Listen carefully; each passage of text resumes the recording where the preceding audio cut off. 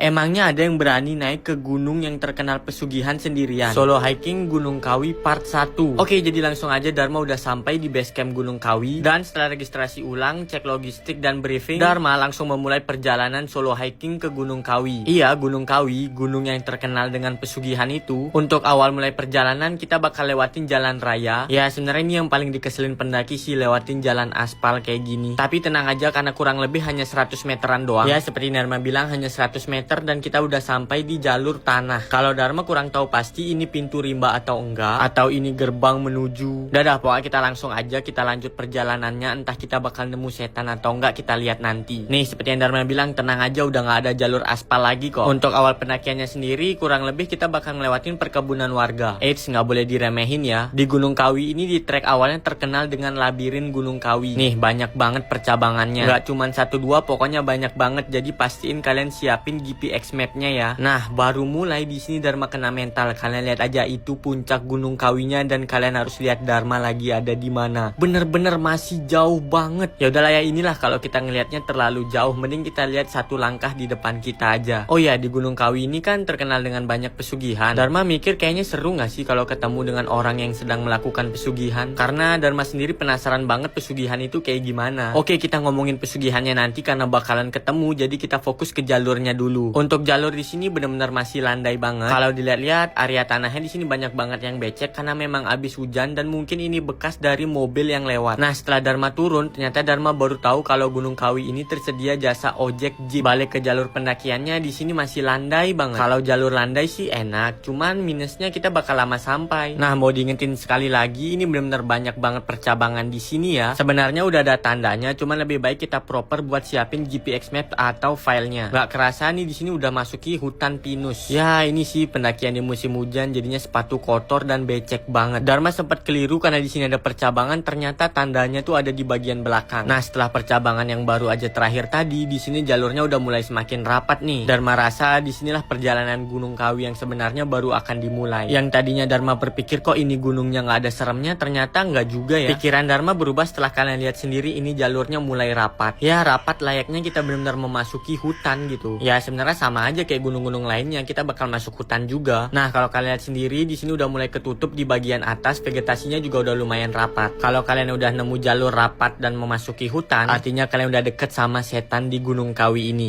Salah, maksudnya deket sama pos 1. Kalau soal setan kita nonton aja ya sampai habis. Akhirnya kurang lebih 55 menit berjalan dari base camp, kita udah sampai di pos 1 Gunung Kawi. Untuk perjalanan dari base camp kurang lebih 4,3 km.